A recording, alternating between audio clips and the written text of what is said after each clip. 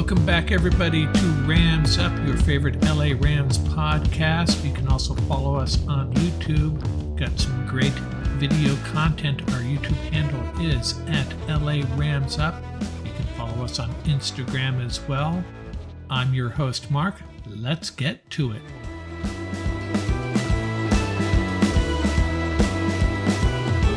Welcome back, Ram fans. Episode 176 of Rams Up. What do I have for you today? I have another mock draft, and this one is kind of special. I tried to take this very seriously. I tried to channel Les Snead. What would Les do to replenish this roster, especially on the defensive side of the ball? And in hindsight, I have one pick I already regret from this draft, and that probably happens with the GMs across the league. They make picks that maybe they wake up in the morning and think to themselves, maybe I screwed that up, and I already feel that way about one of these picks. So that draft is coming up here in a second, followed by my updated Rams roster. What will it look like after injecting these 11 players into the equation? I also have another LA roundabout segment checking in on the Dodgers, Angels, Kings, Ducks, even the Chargers, and a little bit about the USC Trojans. Before we get rolling here, I wanted to bring to your attention a little snippet from a podcast, Theo Vaughn's podcast. He had George Kittle on as a guest, and one of the questions was, hey George, what's the one team that you find really challenging, the toughest team that you face in the NFL? And Kittle did not hesitate. It was the Los Angeles Rams. He went on a little rant about our Los Angeles Rams, a lot of it about Aaron Donald. By the way, I found this on the Los Angeles Rams subreddit. Check it out. Lots of good stuff. I've been trying to get a little active on there, and it's a great forum for healthy discussions about the Rams. Well, mostly healthy. We also have our top 50 all-time Rams countdown on the YouTube channel. Make sure you check that out. We're into the 20s now. Getting pretty exciting. Who's going to be number one? Only I know. And how about the San Diego State Aztecs? Lamont Butler making the buzzer beater to put the Aztecs into the final. I was dining al fresco in North County. Boy, that sounds hoity-toity, doesn't it? And that whole area went crazy when he made that shot. And I'm not a big Aztecs fan, more of a Bruins guy, but I'm pulling for this team. And if you missed it, this is a team that lost to Arkansas in the Maui Invitational. They were winning by 4 in the waning seconds, and one of their players committed what looked like an intentional foul, made no sense, put Arkansas on the line. They made the 2 shots, and then the Aztecs inbounded, and the same dude gets tied up, had a timeout in his pocket, and it looked like he could have dribbled out of it. But he gives up possession on the tie-up, and Arkansas scores on a putback as time runs out, and they go on to win in overtime. The Aztecs, what a painful loss. You know who that was that committed that foul and the turnover? It was Lamont Butler. And when I was watching that game, I'm thinking, what a knucklehead. I'm thinking this guy's never going to get over this. He's never going to live this down. I think he's over it now. Before we get into our mock draft and our new Rams roster that we're going to roll with in 2023, I have another set of my Fearsome 4 questions for you. Fearsome 4 question number 1. What position, aside from special teams, are the Rams least likely to draft? This is really difficult. I think they're going to draft a player for every position group. I really do, except for special teams. I could be wrong, but I don't see them skipping any position group unless they trade up and reduce the number of picks. But I would have to say defensive line. And the reason I say that is they got Aaron Donald and a group of young guys. That's the one position they may try to bolster through free agency still. Bring in a veteran to help them out. That may be the least likely position, but I wouldn't bet $1 on that. Fearsome question number 2. Of the Rams' remaining free agents, who is most likely to come back to the Rams? Who do we got still out there? Troy Hill, Leonard Floyd, A'Shawn Robinson. Oday Ibushi, Ty Nsekhe, Grant Haley, Trevin Howard. I think he's still out there. I guess we should include OBJ. Another tough question. And I think A'Shawn Robinson and Leonard Floyd are both going to get paid by someone else. Grant Haley or Troy Hill could come back if the Rams don't get the cornerbacks they hope to in the draft. Another tough question, but I'm going with one of those two offensive linemen, Nsekhe or Ibushi, and I'm going to roll with Oday Ibushi. That's it. Final answer, Oday Ibushi. Fearsome question number 3 comes from James in Reseda. He sent this to me via email, and reminder, you can do that anytime you want. Shoot me an email for one of these questions. Give me 3 or 4 questions. I'm fine with that. James' question, what's with all these one-year contracts Rams are signing as they go out the door? That includes Greg Gaines, Bobby Wagner, David Long, Taylor Rapp, David Edwards, Baker Mayfield. In most of these cases, these are just one-year prove-it deals. That applies to Mayfield, Rapp, Edwards, and Long. These are guys that really haven't played that well or certainly haven't had stellar careers, and these teams aren't willing to commit multi-year contracts to these guys. Bobby Wagner, he's just a veteran coming back for 1 year, and he'll probably retire after that, close out his career as a Seattle Seahawk. The exception is Greg Gaines, and I think Greg Gaines might be just on sabbatical. The Rams can't pay him this year, but they'll be in a position to pay him next year. Maybe he's coming back to the Rams in 2024. I could really see that. Greg Gaines, a Ram again in 2024. Fearsome question 4 comes via voicemail, and here it is. Hey, Mark. Just wanted to get your take on something. I see the Rams win total is 7.5. I'm personally taking out a second mortgage to bet this thing. I wanted to know how much you were planning to bet on it. Love to hear your take. You know, last year the over-under on the Seattle Seahawks was 5.5, and I was all over that on the over. Still patting myself on the back about that. My arm's getting sore. There's no way the Seahawks are winning 5 or less games, and I was dead right. And kind of the same thing this year with the Rams. 7.5 wins I think is too low. I agree, take the over. Now, second mortgage, not willing to do that, but I do feel pretty strongly about it. Take the over. Rams are going to win 9-10 games and be relevant in December, and we'll have a good shot at a playoff spot down the stretch. That's it with my first and 4 questions. We will be back in a minute with our mock draft and the Rams' new 53-plus man roster.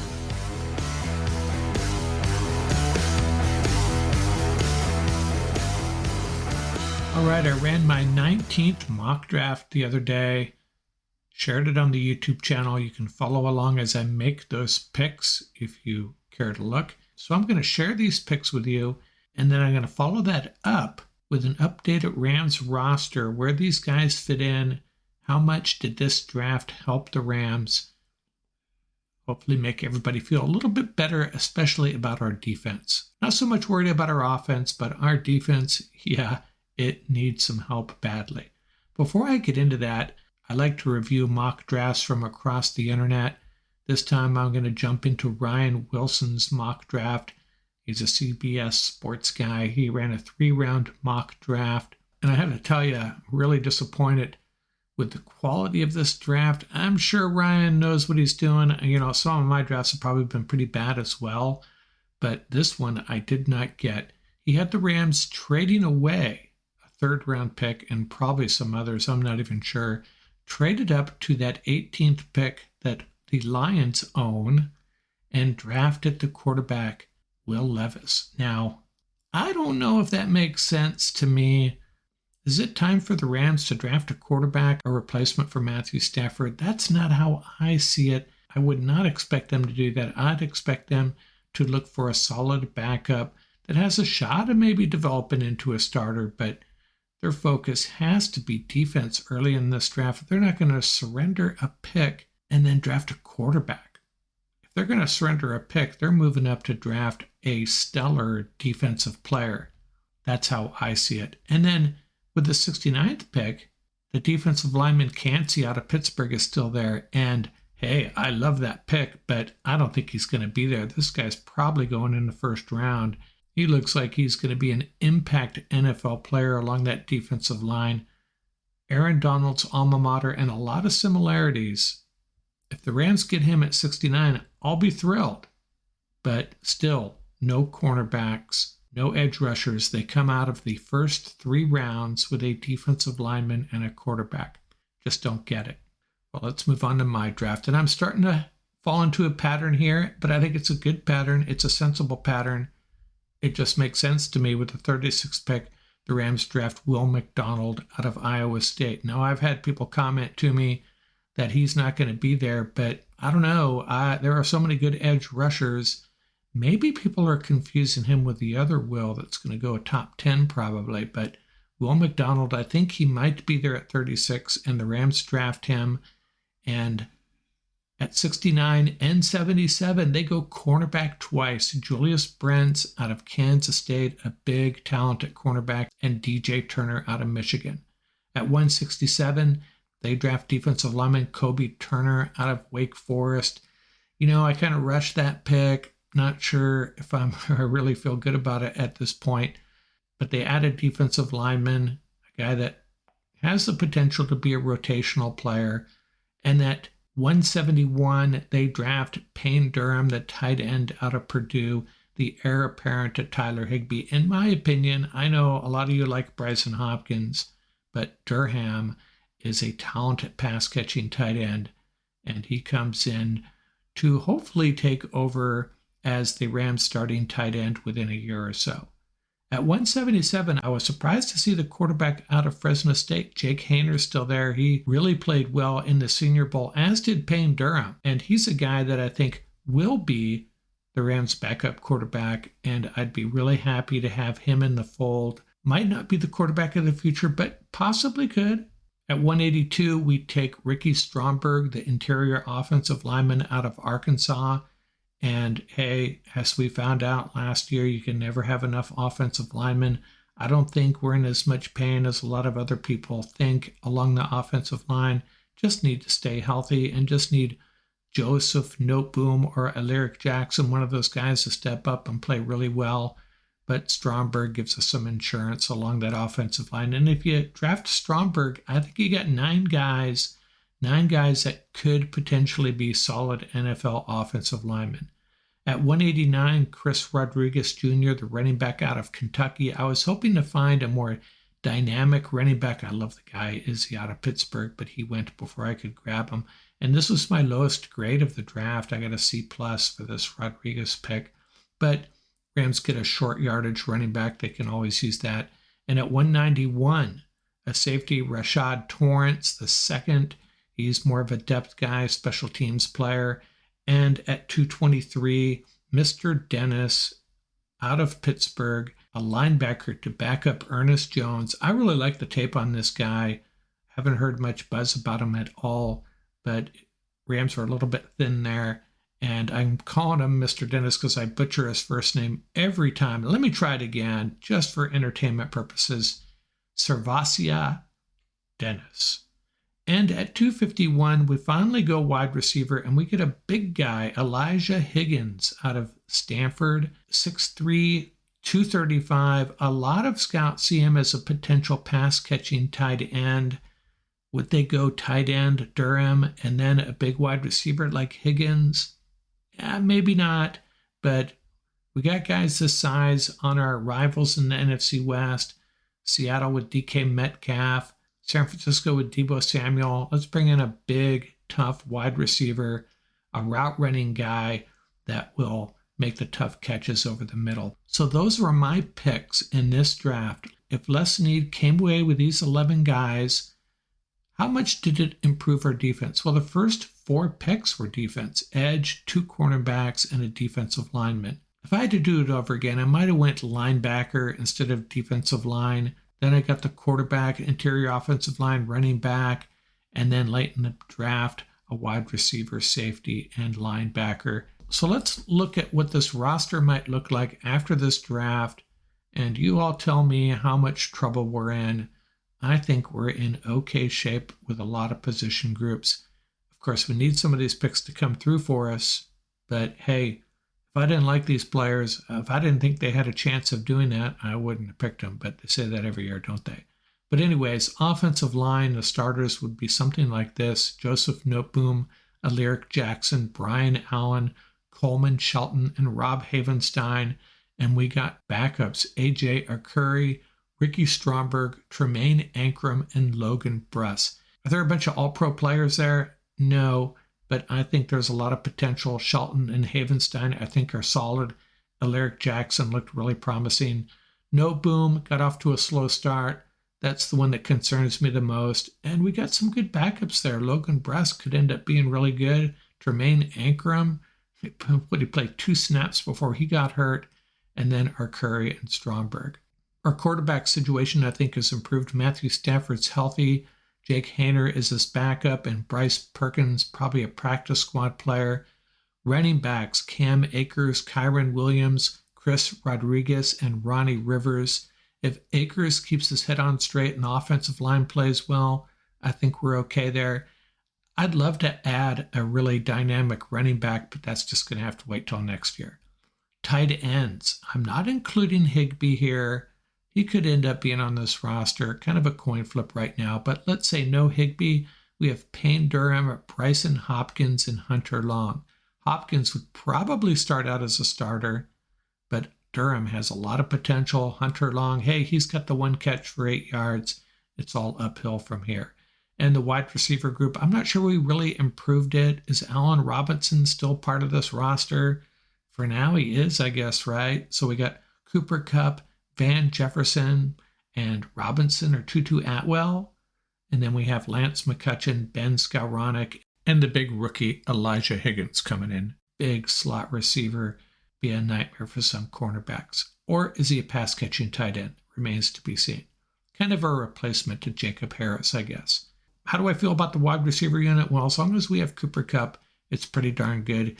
Matthew Stafford just needs to do a better job of spreading the ball around, and McVay needs to find a way to get Tutu Atwell involved in this offense from the get-go. The defensive line, it's taken a hit, taken a couple hits actually. Greg Gaines and potentially Ashawn Robinson, both gone. Where does that leave us? The starters are probably Aaron Donald, Marquise Copeland, and Jonah Williams, I'm thinking. Bobby Brown would definitely get a lot of snaps. Laurel Murchison, he'll give Aaron Donald some breathers. He played really well. I think he was a steal picking him up. Kobe Turner, the new guy, the draft pick, a rotational guy, develop him for a year or so.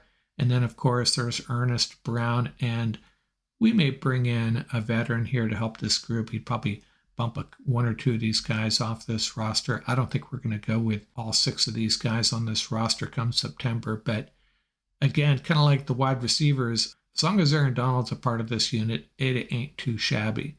Now, the edge, I would have preferred to draft 2 edge rushers. Who do we have here? We have the rookie Will McDonald, Michael Hoyt. I guess he's an outside linebacker edge rusher. Call him whatever you want. He's a football player. And then the 2 young guys, Daniel Hardy and Keir Thomas. I still think the Rams are going to add an edge rusher, a free agent that's still out there, a veteran guy to come in and help a little bit, help these young guys. This is a really young group, if this is what we roll with, obviously. The linebacker group, Ernest Jones, Christian Roseboom, Jake Hummel, Jake Gervas, and the rookie Dennis. It's not a great unit, but we're counting on Ernest Jones to have a standout year. And if he does, this unit will be okay. Dennis, I like him. Check him out. Maybe I'm overrating him. Maybe the Rams spend an earlier pick on linebacker rather than drafting Kobe Turner where I had him. But not overly concerned about middle linebacker. Ernest Jones just needs to stay healthy. And we've really improved our cornerback group. I mean, well, maybe not compared to last year. Jalen Ramsey is gone. Don't know what's going on with Troy Hill. Maybe he still comes back. So it looked like it was going to be Darion Kendrick, Kobe Durant, Robert Rochelle, and Sean Jolly, but we add 2 really promising young corners, DJ Turner and Julius Brents. These 2 guys would really solidify this secondary. Brents has the potential to be a CB1, and Turner might have been the fastest guy on that Michigan squad. I may still be losing a little bit of sleep about our cornerback unit, but I feel a lot better about it, that's for sure. And then the safety group, I've seen people mocking safeties to the Rams real early. I don't see it that way. Jordan Fuller and Russ Yeast, probably the starters. Quentin Lake, the first man in after that. And then they add the rookie Rashad Torrance. He's probably not starter quality. I don't even know if Torrance is the guy they'll pick. They'll pick a safety late in the draft. They'll identify someone they like. Just like they found Fuller, just like they found Nick Scott, they'll find a guy that they like late in the draft. Might not be Torrance, but it'll be a safety late, that's for sure. Going out on a limb here, but I feel pretty confident about that. Now, the one group I did not mention is special teams. I did not spend a draft pick on a kicker, punter, or long snapper, but undrafted rookies are going to be flocking to the Rams for these jobs. I know they've talked to B.T. Potter out of Clemson. Be nice to get him in if he doesn't get drafted. The punter, Brad Robbins out of Michigan, maybe we can bring him in. And the long snapper, Alex Ward out of the University of Central Florida. I don't know, we'll just have to fill those spots as best we can. Maybe the Rams draft a kicker or a punter, but I doubt it at this point. Not after the Sam Sloman incident. We don't want to go there again. That was a very, very bad pick. And like I said, free agents, I think we'll look for an outside linebacker edge rusher and potentially a defensive lineman to help these units out.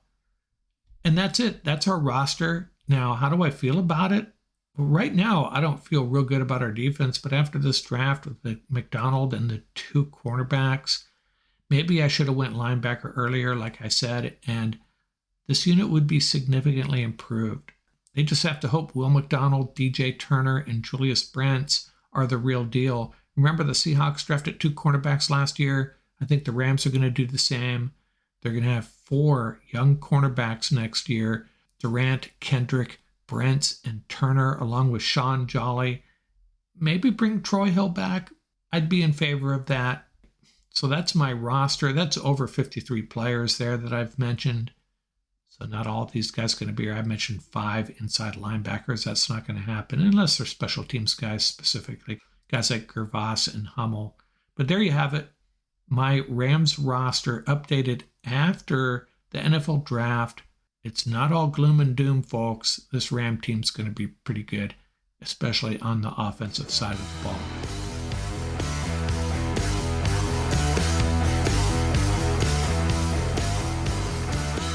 The Major League Baseball season getting underway and the hockey and basketball seasons winding down, seemed like a good time to offer up another edition of our LA Roundabout. We'll check in on each of the LA teams.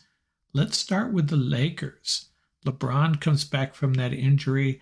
This roster has been reshaped, and it's a good roster. Playing much better defense now. Anthony Davis stepped up in LeBron's absence, and the Lakers look like they're a playoff team for sure at this point. Not guaranteed, but they're hanging on to that 7th spot, and that's changing on a daily basis. Could have changed by the time you hear this. Not much chance of getting into that top 6, the so-called safe zone, where they wouldn't have to play a play-in game. Right now, they'd play the Pelicans for the 7th seed. If they won that, they would be the 7th seed and would likely play Memphis in the first round. If they lost, they'd play the winner of the Minnesota OKC game for the right to be the 8th seed, and the winner of that would play the Nuggets. Now, again, all of this is changing on a daily basis. This is a snapshot as of Sunday morning, I believe. And did you see what the Nuggets did? They rested Jokic against the Pelicans, knowing that the Pelicans could bump the Lakers from the playoffs potentially. The Nuggets do not want to play the Lakers. They want to avoid them at all costs. The Lakers match up really good with that team. Can't blame the Nuggets for doing that, but it's got to hurt. So it really makes perfect sense for the Nuggets to do that, and I can't blame them at all. The Clippers seem safe, hanging on to that 5 seed. They would likely play the Phoenix Suns, but they could very easily slip to number 6. It's that tight. And how about the Dodgers? Gavin Luck's out for the season. The middle of that infield is Vargas and Rojas. If there's one thing I thought the Dodgers would have going for them this season is, would outline the shift rejuvenate Max Muncy's career? I really thought it would. I really think it still could, but he's off to a slow start, 1 for 13. But he's one of those guys that could really benefit by outlining the shift. The Angels are the Angels. Every year you're hoping this team turns it around with Ohtani and Trout. You think they could be better than this. They add Hunter Renfroe. That could be a big addition. They're hoping that Anthony Rendon is healthy and contributes like they expected him. Pitching could be an issue, but it's been a while since they've been relevant. Their last playoff appearance, 2014, they are swept in the first round by the Royals. Their last winning season, 2015. And the other team out of Orange County, the Ducks, haven't been much better. Their last playoff appearance, 2018, a round 1 loss. And they are one of the worst teams in the league once again. The Los Angeles Kings, on the other hand, one of the better teams in the league suddenly. They traded their longtime goalie, Jonathan Quick, and the new guy, I'll try to pronounce this, Jonas Carpasalo, is doing a heck of a job. The Kings are 25-9-4 at home this year, 6-2-2 over their last 10 games. And a lot of people are looking at them as a potential Stanley Cup final team. The Kings have finally got things rolling. Hey, and let's talk about the Chargers a little bit. They re-signed Morgan Fox and Cameron Dicker, 2 ex-Rams. They also re-signed their tight end Donald Parham. And they also added Eric Kendricks, the linebacker out of UCLA that has been with the Vikings since his rookie year. He is basically replacing Drew Tranquill, who they lost. Kendrick's an LA guy, went to high school in the Fresno area, and then, as I said, played his college ball at UCLA. That's a good addition. So that's my LA roundabout. Dodgers, things looking okay. Angels still struggling. Ducks, irrelevant. And the Kings coming on strong. Got to get behind these Kings for this stretch run and into the NHL playoffs. Hey, and let me throw in some good news regarding USC football. 5-star tight end prospect Deuce Robinson has picked the Trojans over Georgia and Texas. 6'6", 235 tight end, played his high school ball in Phoenix. This is a big win for Lincoln Riley and USC football. I think USC and UCLA are becoming much more attractive to top football talent coming out of high school. You get the best of both worlds, right? You get a Big Ten schedule playing schools like Michigan and Ohio State, but you still get to live and play in SoCal. What could be better than that?